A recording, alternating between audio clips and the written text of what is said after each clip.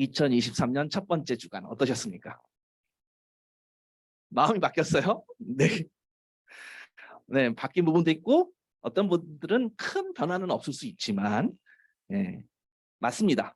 새 출발하는 그런 느낌, 어떤 뉴 스타트하는 그런 마음이 좀 프레시한 마음이었을 수 있다, 이셨을 것 같다라고 생각합니다.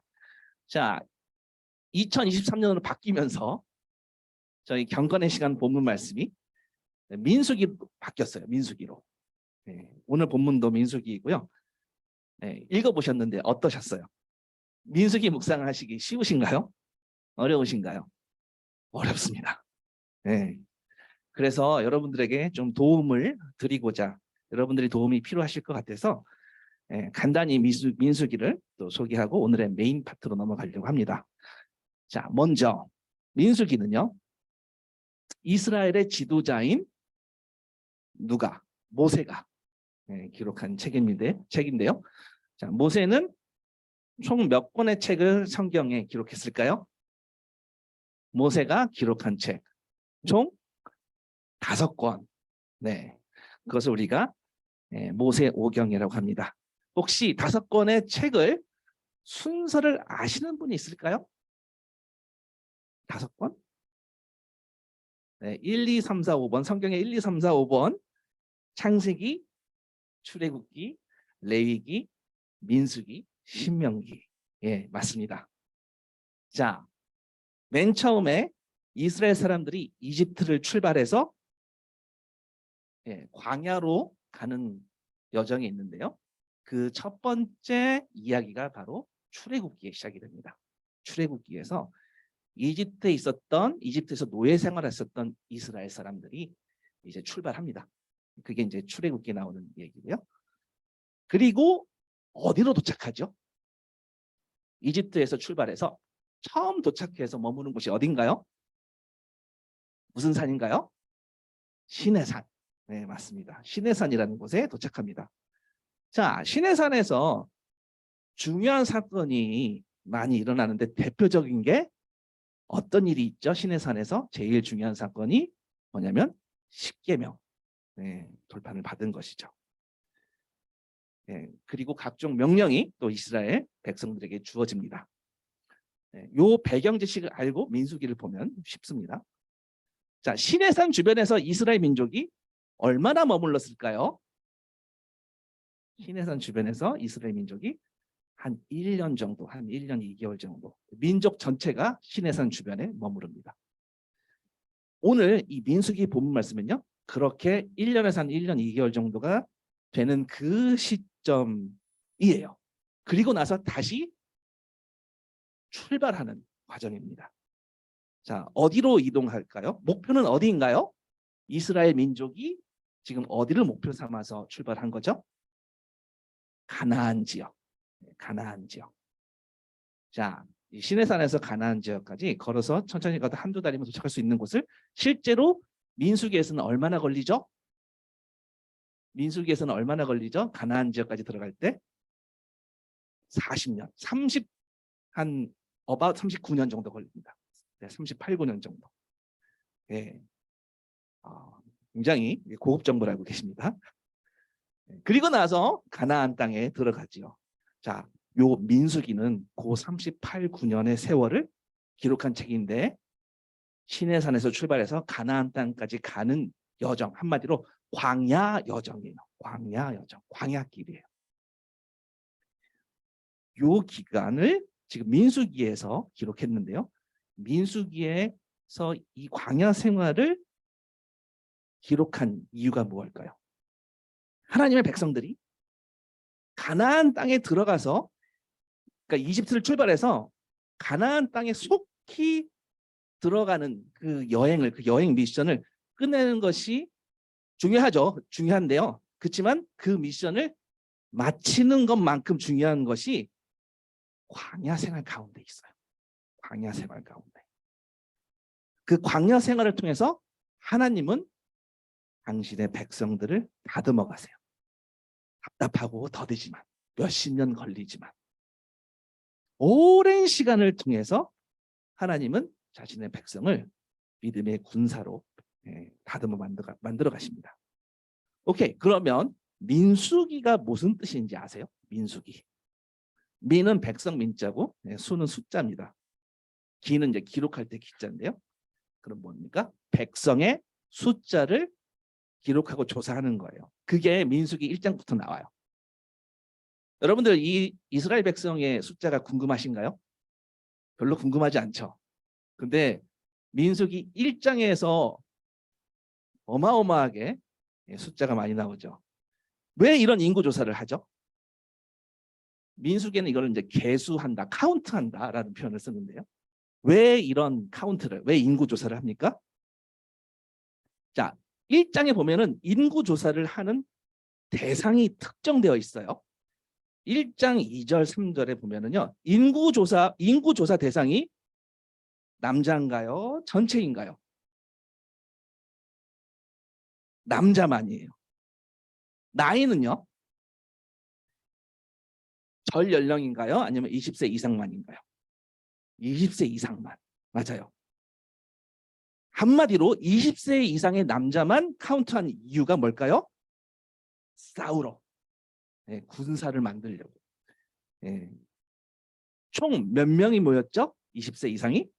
총 60만 3,550명이라고 적혀 있어요.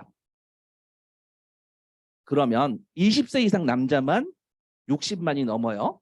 그러면 이스라엘 민족 전체는 대략 몇 명 정도 될까요? 한번 가늠을 해보세요. 200만?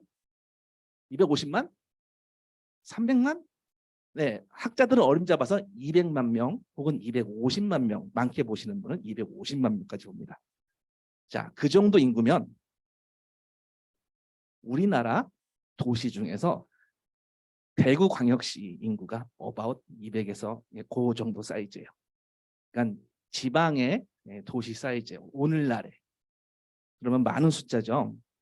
대구 인구가 200만 명이 조금 넘는다고 하는데 아무튼 60만 대군으로 앞으로 가나안 그 광야 생활을 통해서 전쟁도 해야 되고 가나안 땅에 들어갈 때 또 거기에서 닥칠 싸움들을 대비합니다.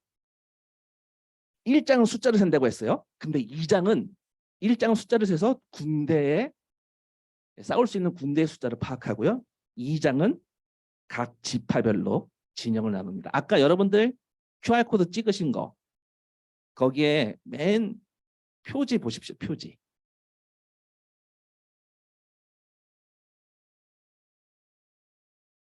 한번 보실까요? 첫 표지가요. 보시면은 동서남북 방향으로 지파별 진영이 이렇게 모여 있어요. 중앙에는 뭐가 있죠? 성막이 있어요. 중앙에는 성막이 있어요. 사실 지금 아래쪽이 동쪽이에요. 이게 원래 그 위가 북이고 아래가 남이어야 되는데 지금 이 그림은요. 아래쪽이 동쪽이에요. 동쪽에 유다 지파가 있거든요. 어쨌든 뭐 그 내용은 민수기 2장에 나와 있는 숫자를 어림잡아서 도표화 그림화 시킨 게 바로 지금 이 그림 첫 번째 표지에 나오는 그림입니다. 자, 성막을 중심으로 이스라엘 백성들은 지금 그림처럼 포진해 있습니다. 어떻게 보면은 좀 십자가 같죠? 네, 십자가 같아요. 의도적입니다. 동서남북 방향으로 지파별로 움직돼 있어요. 그 한가운데 성막이 있고 이거는요. 광야 생활 중에 이스라엘 백성이 이동하다가 머무를 때 이 포맷으로 딱 진영을 세웁니다. 텐트를 치는 거예요. 그리고 로드 트립 할 때, 그러니까 광야를 걸어갈 때는 맨 앞에 뭐가 나가죠? 법궤, 언약궤. 지성소 안에 있는 그 언약궤가 맨 앞으로 나가고요. 그 뒤로 진영들이 유다 지파 이렇게 따라 나갑니다. 자, 참고만 하십니다. 참고만 하시면 좋습니다. 자, 지성소 안에 있는 법궤를 맨 앞에 선발대로 나아가고 그 뒤로 이스라엘 민족이 뒤따라갑니다. 다시 자, 이제 본문으로 다시 민수기 본문으로 돌아오겠습니다. 지금 전쟁을 준비하고 지금 이렇게 동서남북으로 대열을 갖추지만 민수기의 중심 메시지는요, 머무를 때보다 광야길에서 하나님이 승리하는 것을 경험하고 하나님의 백성으로 합당하게 오랜 기간이요, 40년 가까이 되는 그 기간을 가듬어 가시어요. 그들에게 주는 메시지가 오늘 총 세 가지를 살펴볼 것입니다. 그 세 가지는 뭐냐면 구원의 과거, 구원의 현재, 구원의 미래입니다. 민수기에 있는 과거, 현재, 미래를 오늘 우리도 함께 받도록 하겠습니다. 민수기의 백성들이 받았던 것처럼 오늘 우리도 함께 받도록 하겠습니다. 자, 첫 번째는요, 과거에 대한 이야기예요. 감격적인 구원을 기억하고 예배하라, 이런 메시지가 담겨져 있습니다. 민수기 3장 41절 45절에 나오는 이야기인데요. 자, 다 같이 적극적으로 한번 힘차게 말해봅시다. 구원을 기억하고 예배합시다. 시작. 구원을 기억하고 예배합시다. 여러분 옆 사람들에게도 얘기해 주세요. 옆 사람한테. 다시 시작. 구원을 기억하고 예배합시다. 자, 오늘 우리가 크리스천인 것은요, 그리스도인인 것은 바로 감격적인 과거의 감격적인 구원의 역사가 있었기 때문인데요. 이거를 잊지 말라는 메시지를 계속하세요. 우리가 이 구원의 기억을 잊지 말아야 오늘 과거의 구원의 기억을 잊지 말아야 오늘 우리는 하나님의 사람으로 살아갈 수 있습니다. 여러분, 기독교에서 구원이라고 하는 게 뭘까요? 기독교의 구원이 어떤 내용이죠? 질문 한번 들어볼게요. 왜 구원받고 천국 간다라는 말이 있는데 도대체 이 구원이 뭘까요? 한번 생각해 보세요. 구원의 중요한 포인트들이 여러 가지가 있는데 뭐 하나만 답은 아닙니다. 구원이 무엇일까요? 한번 구원은 이거다. 예수 그리스도다. 네, 좋은 포인트입니다. 맞습니다. 맞는데 오늘 우리가 볼 것은요, 맞아요. 하나님의 자격을 가지신 예수가, 그러니까 구원은, 기독교의 구원은 하나님의 자격을 가지신 예수께서 우리 대신에 중요한 포인트가 있습니다. 대가를 치렀다라는 거예요. 죄값을 대신 치르고 우리는 하나님의 자격을 받은 것이 구원받았다라는 표현입니다. 다시요. 예수께서 죄값을 치르시고 누구 대신에? 우리 대신에.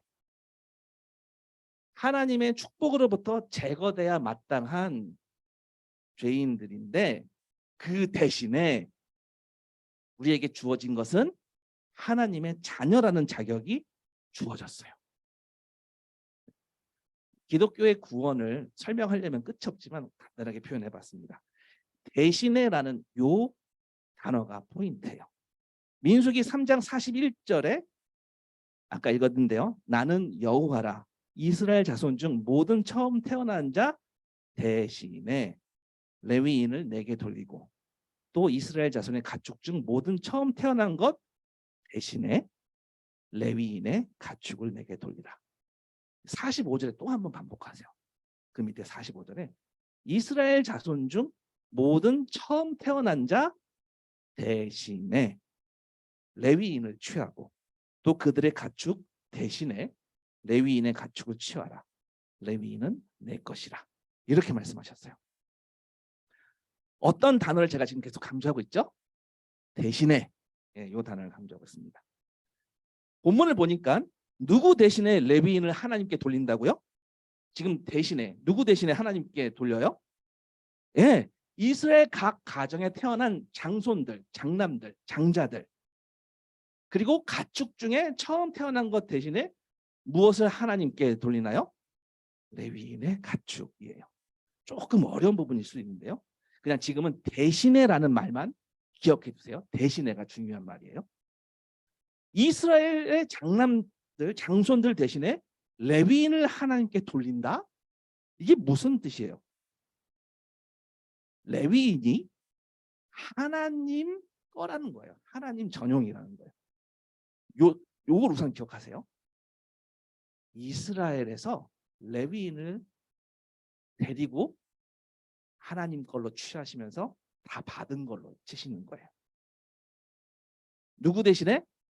각 가문의 장손들 대신에, 장자들 대신에. 지금요 우리 민수기 부분을 읽고 있는데 아까 민수기가 성경의 4번째 책이라고 했어요. 아까 2번째 책은 출애굽기였는데요. 출애굽기가 뭘 굽는다는 얘기가 아니고요. 애굽이 이집트예요. 출이 출발한다라는 뜻이고 애굽은 이집트 나라의 성경 지명인데요. 한마디로 출 이집트 기록, 이것을 출애굽기라고 합니다. 저도 왜 이렇게 표기했는지 모르겠어요. 출 이집트기 하면 더 이해가 편할 텐데. 엑소더스 맞습니다. 아주 고급 정보들을 많이 알고 계시네요. 이스라엘 사람들이 이집트를 나올 때 여러 우여곡절들이 있었어요. 수많은 우여곡절 중에서 한 가지 꼭 기억해야 될 게 있습니다. 뭘까요? 이스라엘이 이집트에서 나오면서 중요한 사건이 많이 있는데요. 이것만큼은 반드시 기억해야 돼요. 그래서 축제도 해요.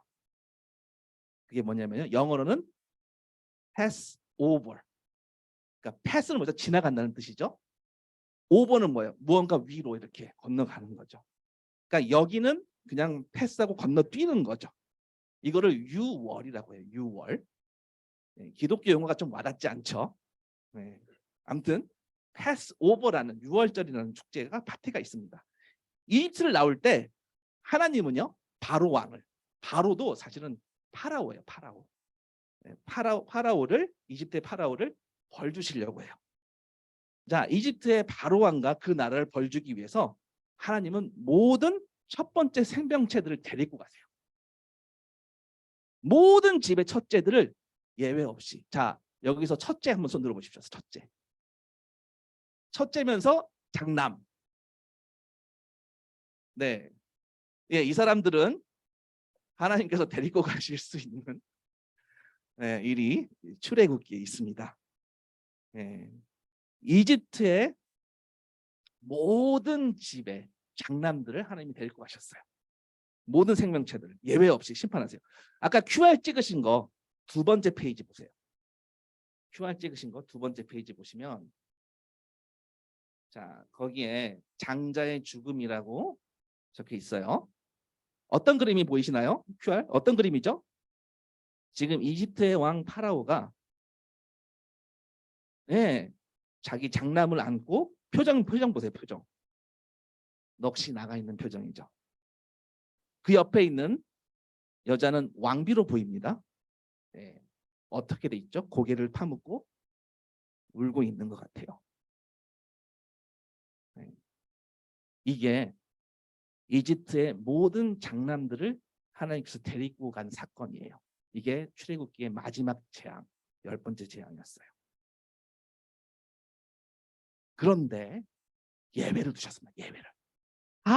장남들을 다 데리고 가셨는데 예배를 딱 두셨어요. 그래서 그 예배는 이 심판에서 건져주신 거예요. 누구냐면 이스라엘의 장자들, 이스라엘의 장남들을 요 심판에서 생명을 데려가는 대신에, 아까도 제가 대신에라는 말을 강조했는데요. 지금 6월절에도 그 생명을 데려가는 대신에 그들은 6월절 어린 양을 잡아서 그 피를 발랐어요. 문설주에다가. 자기가 사는 집 문틀, 문 기둥에다가 발랐습니다. 좌우에 어린 양을 잡아서 피를 발라요. 그러면 죽음의 천사가 그 피를 확인하고 이미 생명이 죽었으니 그 집 장남을 데리고 가지 않아요. 건너뜁니다. pass over, 건너뛰어요. 6월절이에요. QR 한번 3번째 그림 보세요. 거기에 6월절이라고 적혀 있죠. 그림이 2개가 있는데 어떤 그림이 무슨 뜻인 것 같으세요?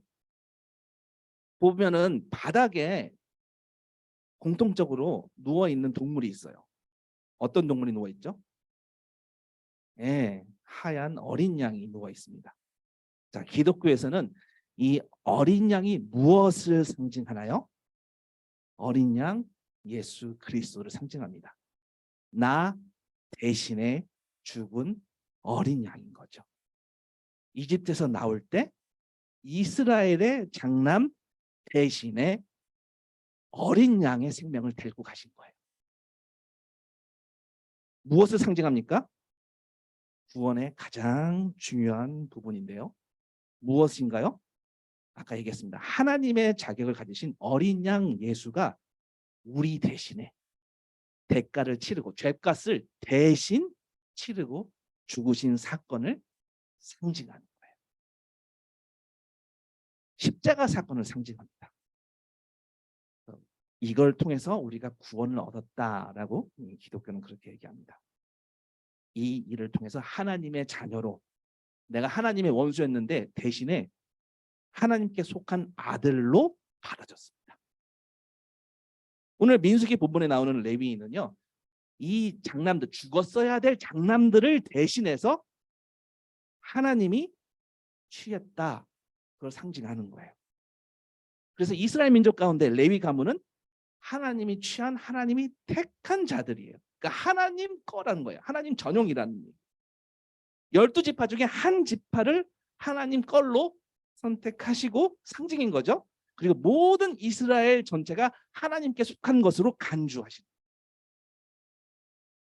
11조의 상징과 비슷하다고 보시면 됩니다. 내가 가진 것의 10분의 1을 하나님께 드리고 나의 모든 것이 다 주님의 것입니다 라고 고백하는 신앙이잖아요. 마찬가지로 레위인만 전용으로 쓰시고 데려다 쓰시고 다른 지파까지 하나님 소속이다라고 선포해 주시는 거죠. 그래서 대신에 다른 모든 지파를 대신해서 레위를 선택하는 거죠. 그렇기 때문에 죽음에서 구원받은 장남들이라는 그 감격으로 살아가는 지파가 레위 지파예요. 그 감격으로 하나님을 예배하라는 겁니다. 장남들 죽었어야 되잖아요. 죽었어야 됐는데 생명을 건져 주셨으므로 이제 평생 하나님을 예배하는 자로 그렇게 부르신 거예요. 바로 하나님의 제사장 레위인입니다. 그러면 이거는 옛날 이야기고요. 오늘날은 레위인이 없는데요. 우리 혹시 교회에 레위인 누구 있나요? 한번 손 들어보세요. 레위인 없는데요. 자, 이 레위 족속이 누구인가요? 구약의 제사장, 사제, 누구인가요? 목사인가요? 자, 베드로전서 1장 2절을 보면요. 예수 그리스도의 피 뿌림을 얻기 위하여 택하심을 받은 자들이라는 표현이 나와요. 여기서 피 뿌림이라는 것은요, 예수님이 십자가에서 죽으시고 그 죽으신 것 대신에 장남을 살려주셨죠. 살려준 장남이 이제 평생 예배하며 씁니다. 그것이 레위인의 상징이에요.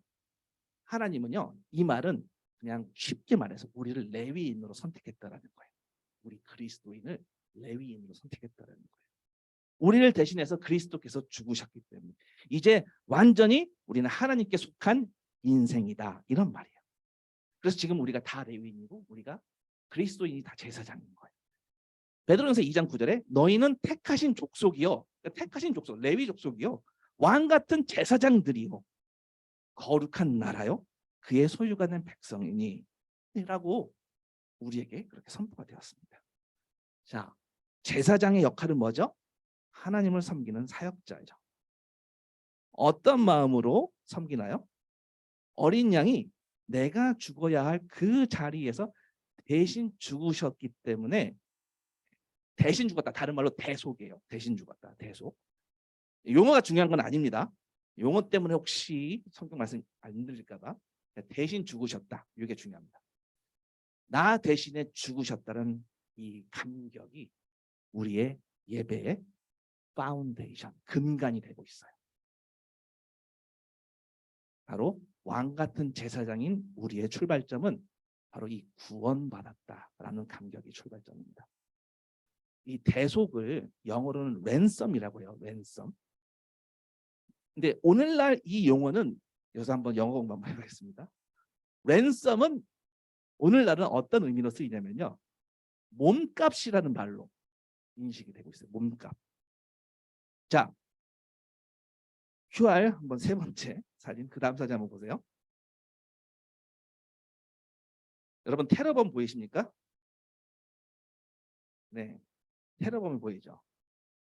테러범이 몸값을 요구하려고 지금 이 사진을 찍은 거예요. 인질로 잡은 자를 찾아오려면 무엇을 지불합니까?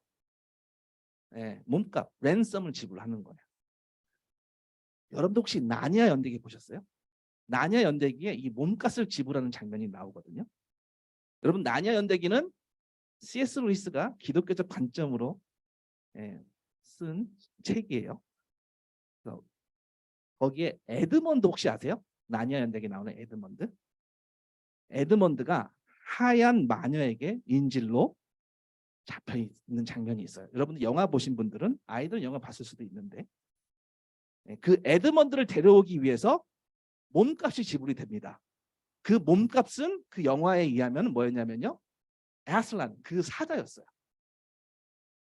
사자는 예수 그리스도를 상징하는 캐릭터예요. 이 의미는요, 납치범이 요구하는 인질의 몸값인데요. 이집트에서 출국했을 때 6월절의 의미와 연결시켜 보자면 죽음의 천사가 모든 장남의 생명을 빼앗아갈 때 어린 양의 생명을 죽음의 천사에게 지불을 하는 거예요. 몸값을. 그 증명이 뭡니까? 피를 양쪽 문설주에다가 바르는 거예요. 그래서 내가 다 지불했다라는 것을 상징합니다. 장남을 앗아가야 되는데, 장남의 의미는 사실 한 가문의 다음 세대를 상징하는 거죠. 곧 장남이 없어지면 한 가족의 다음 세대가 없어지는 거예요. 자, 구원의 과거를 정리해 볼게요. 하나님은요, 이 6월절을, 그때를 너 대신에 어린 양이 죽었잖아. 너 대신에, 우리 대신에 어린 양이신 예수 그리스도가 죽었잖아.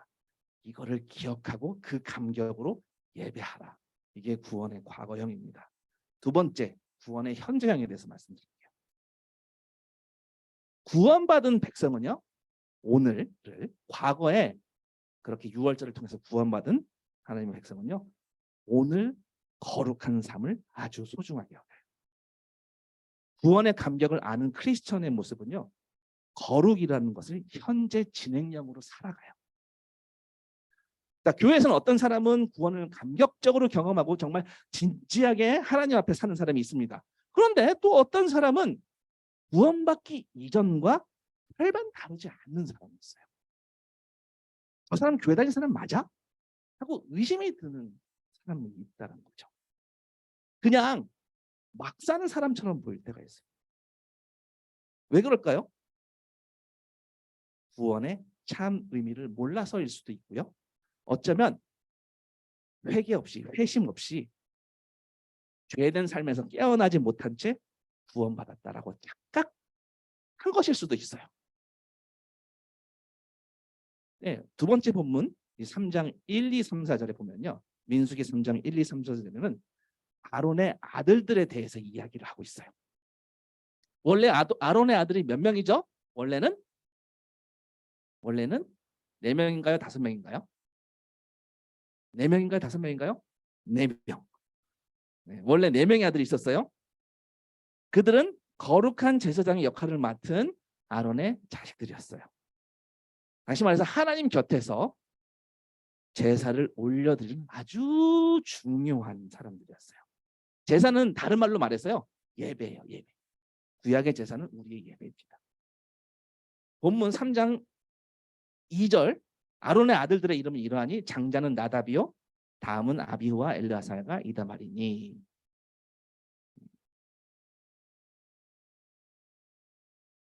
아론의 아들들의 이름이며 그들은 기름 부음을 받고 거룩하게 구별되어 제사장 직분을 위임받은 제사장들이다. 나답과 아비후는 지금 4절 보세요. 신의 광야에서 여호와 앞에 다른 불을 들이다가 여호와 앞에서 죽어. 죽었대요. 4명인데 2 아들은 죽었어요. 본문이 상징하는 것은 뭐냐면요, 이 2 아들은 거룩한 삶을 살지 않았다라는 말을 뜻하고 있어요. 2 아들은 제사장 직분을 다른 두 아들은 잘 맡아서 수행했습니다. 우리 구원받은 삶은요, 출 이집트에서 나온 삶은요, 정말 기쁨의 삶이고 감격의 삶이에요. 우리가 생명처럼 생각하는 소중한 삶입니다. 그러한 값진 인생을 함부로 생각하면 큰 책임이 뒤따른다. 이런 말이에요. 구원이 축복의 삶이에요. 하나님의 방식을 함부로 무시하고 살다가 죽은 나답과 아비후가 될 것인지, 아니면 우리에게 오늘 그 구원의 감격으로 제대로 살 것인지를 도전하고 있어요. 이것이 구원의 현장입니다. 제대로 거룩한 하나님의 말씀대로 진지하게 예배하시겠습니까? 아니면 나답과 아비후처럼 함부로 아무렇게나 막 드리겠습니까? 오늘 이 아들들을 통해서 우리에게 무슨 말씀을 주시는 건지 꼭 기억하셨으면 좋겠습니다.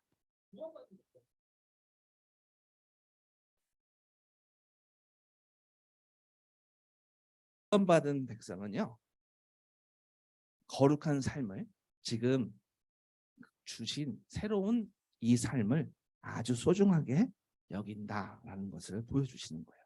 구원의 감격을 아는 크리스천의 모습은요, 거룩을 현재 진행형으로 살아간다는 점을 지금 말씀은 우리에게 도전하고 있는 겁니다.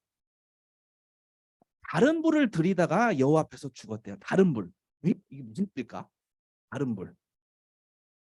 자, 지금 무엇 때문에 죽었나요? 다른 불 때문에 죽었어요.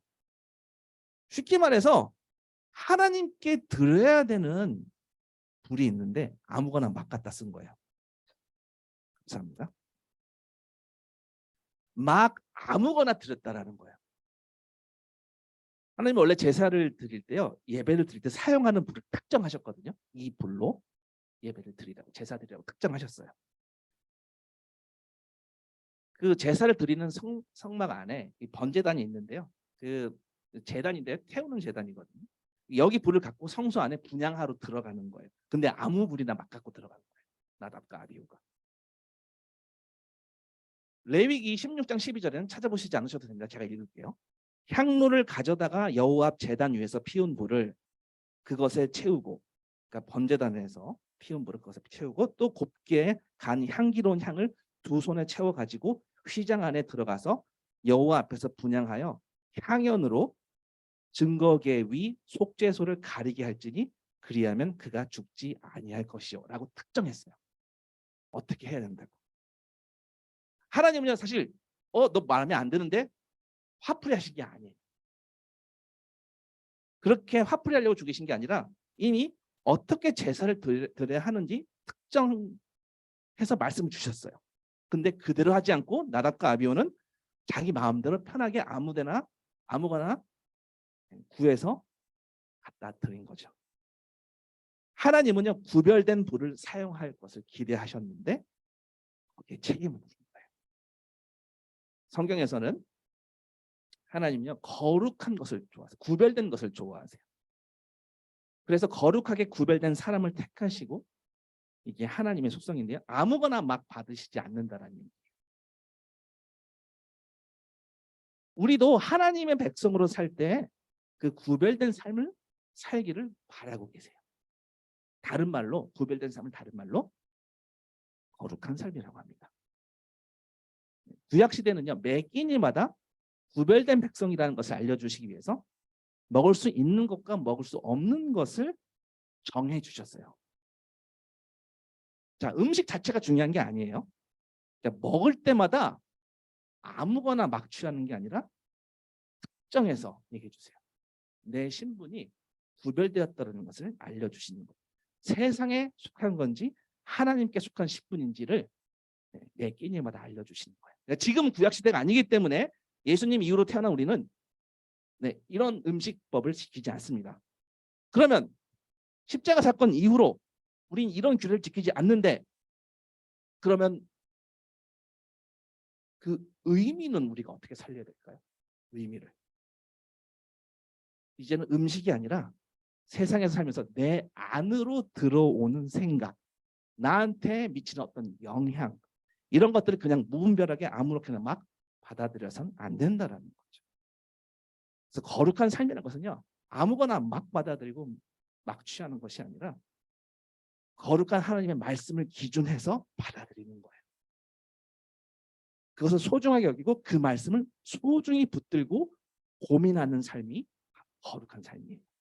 내 상황에 따라서 아무렇게나 이렇게 붙이고 저렇게 붙이고 하는 게 아니라 어떤 상황에서도 말씀대로 살아보려고 노력하는 그런 삶이 바로 구별된 삶, 거룩한 삶입니다. 옛날 구약 같으면 아무렇게나 막 했다가는 지금 나답과 아비후처럼 죽을 수 있는 거죠. 그런데 지금은 신약이라서 해당되지 않습니다. 하지만 원리는 동일해요. 예수님도 요한복음 17장 15절에 내가 비옵는 것은 그들을 세상에서 데려가시기를 위함이 아니요 다만 악에 빠지지 않게 보존하시기를 위함이니이다. 내가 세상에 속하지 아니한 같이 그들도 세상에 속하지 아니하여 싸움나이다. 그들을 진리로 거룩하게 하옵소서. 아버지의 말씀은 진리입니다. 라고 예수님이 주셨어요. 이 말씀을 붙들고 사는 자들이 바로 출애굽 때 어린 양의 피로 구원의 감격을 경험한 그리스도인의 삶이에요.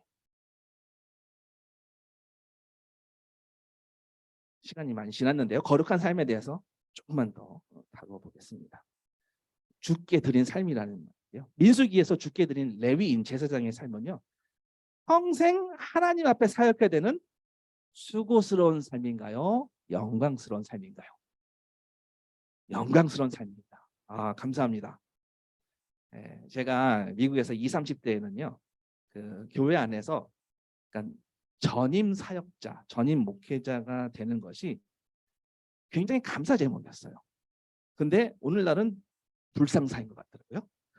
어쨌든 제 예전에 이제 기쁨과 환호의 어떤 그런 시간이었는데요. 뭐 결혼식 이런 것보다 비교할 수 없는 그런 큰 경사였는데 요즘은 좀 그런 공감대보다는 좀 아닌 거라고 생각할 수 있는데요. 지금 여러분들이 영광스러운 삶이라고 얘기해 주셔서 감사합니다. 네, 영광스러운 삶이에요. 저는요, 여러분 모두가 이 영광스러운 삶을 소망했으면 좋겠어요. 평신도 그렇습니다. 충분히 평신도 사역자. 저는 목회 전문 목사만 할 수 있는 삶은 그걸 얘기하는 건 아니에요.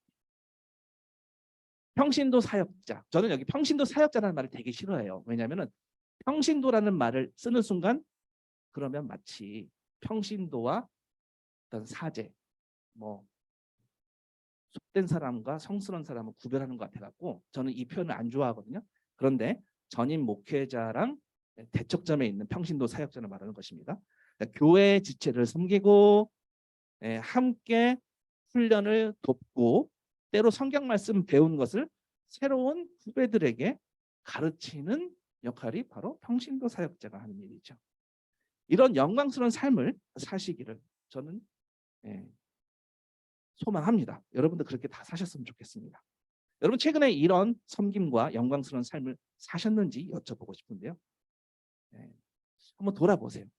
누군가는 우리 12월 달에 교회 캠프 프로그램이 있었었는데 어떤 그런 부분에서 한 부분을 담당할 수도 있었고 누군가는 후배를 만나서 말씀을 쉐어링할 수도 있고요. 근데 목사만 할 수 있는 거가 아니잖아요. 그래서 만나서 사랑을 해주고 또 교회로 이렇게 이끌 수도 있고요. 요한복음 1대1 성경 공부 같은 것을 배운 것을 믿음이 잘하고 있는 나보다 나중에 신앙생활을 시작한 사람들한테 함께 나누어 볼 수도 있고요. 교회 식구들을 위해서 사랑의 마음으로 음식을 준비할 수도 있고요. 어떤 모임을 아까 말씀드렸다시피 형제 모임을, 자매 모임을, 무슨 청년 모임을 이런 소모임을 한번 시작해보거나 거기에 도움을 줄 수도 있고요. 누군가는 커피를 제공해 줄 수도 있고 타주기도 하면서 신앙 교제를 서포트할 수도 있고요. 어린아이들을 위해 가르치고 신앙활동을 도울 수도 있고요.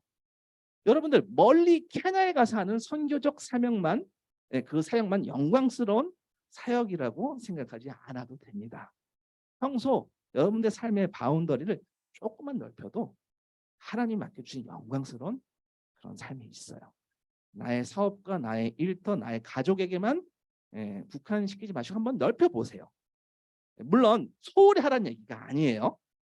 당연히 여러분들이 주중에 속한 그 일터가 여러분들이 소속된 곳이 하나님의 영광을 위해서 바로 여러분이 예배자로 드려져야 되는 곳이에요. 그러면 어떻게 나의 일터를 하나님께 올려드릴 수 있을까? 뭐 사실 제가 본의 아니게 이 목사라는 직함 때문에 제가 라이프 미션 교회를 대표하고 있어요. 그래서 여러분들이 일터로 저를 불러주시면 같이 예배하게 되면요, 그게 바로 라이프 미션 교회 공동체와 함께 일터를 주님께 올려드리는 그런 상징일 수 있습니다.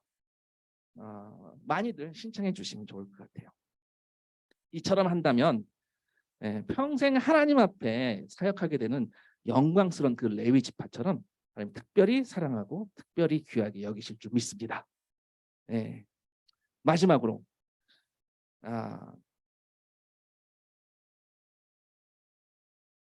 한 가지만 더 말씀드릴게요. 나답과 아비후를 죽이실 필요까지 있었을까? 여러분들한테 그리스도인의 삶, 그 자리에 맞는 이 거룩한 삶의 방식을 하나님이 요구를 하시는데요. 이 구약시대 제사장의 삶을 현대적 관점을 바꾸자면요, 제자의 삶이에요. 예수님의 제자의 삶이죠. 특권, 제자로서 사는 이 특권을 경솔히 여기지 않는 중요한 의미가 있습니다. 하나님을 가까이 가면 갈수록 하나님은요, 축복과 동시에 그에 상응하는 책임감도 우리에게 부여를 하세요. 그래서 어쩔 때는요, 아우 저 그런 막중한 책임 원치 않기 때문에 그런 축복도 필요 없어요, 뭐 하시는 분이 있는데, 이거는 여러분들이 어떤 사랑의 관계를 생각해 보시면 좋을 것 같아요. 내가 사랑하는 사람과 어떻게 해서든지 더 가까이 가려고 하지 않습니까? 근데 우리 하나님은요, 독특하세요. 뭐가 독특하냐면요, 하나님은 무엇을 좋아하고 무엇을 안 좋아하시는지를 아주 분명하게 선을 그으세요. 그렇기 때문에 하나님의 성품을 모른다면, 그러니까 하나님이 어떤 것을 기뻐하고 어떤 것을 진노하시는지를 무시하고 아무거나 막 갖다 바치면 상당히 불쾌하실 거예요. 가령 여러분들 이런 일은 없겠지만 영국 황실의 파티에 초대를 받았다고 한번 가정해 봅시다. 영국 황실에 초대를 받았어요. 자, 초대한 사람이 영국 황제라고 한번 칩시다. 뭐 여왕일 수도 있고요. 어떤 걸 선물로 들고 가고 싶으세요? 초대 감사합니다. 당연히 상대방이 받았을 때 좋아할 만한 것들을 골라서 하겠죠. 초대해 주셔서 감사합니다. 그런데 내가 소중하게 여겼던 나폴레옹 초상화를 가지고 딱 갖다 바쳤다고 보세요. 여러분들 영국과 프랑스는 1000년 넘게 앙숙입니다. 마치 한국과 일본처럼요. 김구 선생님 집에 마치 이토 히로부미 초상화를 갖다 주는 것 같은 그런 느낌일 거예요. 축하가 아니라 결별을 선포하게 되겠죠. 바로 하나님이 어떤 걸 좋아하시는지 어떤 걸 노하시는지 모른다면 영원히 하나님과 원수가 될 수 있어요. 그렇기 때문에 이 삶은, 아주 특별하게 초대받은 이 삶은요, 특권이지만 동시에 하나님이 누구신지를 더 적극적으로 알아가야 돼요. 하나님의 거룩이 무엇인지 알아요. 그렇기 때문에 말씀을 읽고 말씀을 공부하는 것이, 하나님이 어떤 분이신지 알아가는 것이 그래서 중요한 거예요. 그리고 아는 만큼 살아가는 것이 중요합니다. 정리하면요, 구원받은 백성은 거룩한 삶을 알아가는 것을 아주 소중하게 여기는 삶이에요. 구원의 감격을 아는 크리스찬의 모습은요, 거룩을 알기 원하고 하나님이 어떤 것을 좋아하시는지를 오늘 살아보려고 노력하는 사람들이에요. 현재 진행형으로. 마지막으로 세 번째, 구원받는 삶의 영광스러운 미래인데요, 이것은 우리의 특권입니다. 간단하게 말씀드릴게요. 아까 로마서 8장 17절 읽었는데요, 자녀이면 또한 상속자, 곧 하나님의 상속자요, 그리스도와 함께한 상속자니 우리가 그와 함께 영광을 받기 위하여 고난도 함께 받아야 할 것이니라. 생각하건대 현재의 고난은 장차 우리에게 나타날 영광과 비교할 수 없도다. 민수기에게 장차는요, 민수기에 있는 이스라엘 백성들에게 장차 그들에게 나타날 영광은 뭐냐면요, 가나안 땅에 도착하는 그 타이밍이 그들에게 영광스러운 거울이었어요. 목표 지점이었어요. 우리에게는 가나안 땅이 무엇인가요? 좀 전에 읽었습니다. 하나님의 상속자라는 타이틀이 주어지는 그날이에요. 우리에게는. 우리가 그 상속자가 될 걸, 그 영광스러운 날이 올 것을 알아보고 소망한다라고 합니다. 그래서 오늘 고난스러운 광야의 삶을 투벅투벅 힘들게 걸어갈 수도 있지만 장차 주어질 것을 소망하며 영광스러운 길을 걸어간다라고 합니다. 그 영광의 미래가 있기에 그리스도인은요, 현재 어떤 광야일지라도 걸어갈 수 있다라는 겁니다. 민수기처럼 하나님의 군사로 부름받고 전진할 수 있다라는 거죠. 우리가 하나님의 군사로 카운트 되었을 때 우리가 기뻐해야 될 이유는 바로 이 영광스러운 미래가 있어서입니다. 여러분이 어떤 지파의 누구누구라고 불리는 걸 상상해 보십시오. 라이프 미션 지파 이예성. 영광스럽지 않나요? 네, 본인은 영광스럽지 않은 것 같은데. 너는 내 것이라, 내 군사라. 얼마나 영광스러운, 감격스러운 모습입니까? 그렇게 기쁘게 달려가는 모습을 여러분 상상하면서, 그리고 마침내 그 영광을, 그 영원한 영광을 바라보면서 여러분들 오늘 세상에서 이 광야길을 걸어가시길, 세상을 이기길 축복합니다. 기도하겠습니다. 잠시 기도 음악에 맞춰서 오늘 구원의 과거, 현재, 미래를 살펴보았습니다. 우리에게 구원은 어떤 의미인가요? 오늘 세 가지를 말씀드렸는데요. 여러분들의 과거의 구원의 감격이 오늘 살아가는 여러분들의 삶에 중요한 밑바탕이 되고 있는지 한번 봤으면 좋겠습니다. 그리고 우리가 바라보는 우리의 시선은 영광스러운 그날에 맞추어져 있는지 우리가 한번 돌아봤으면 좋겠습니다. 그것이 택함받은 레위 족속의 삶이었고요. 바로 신약시대에 우리가 택함받은 그리스도인의 삶입니다.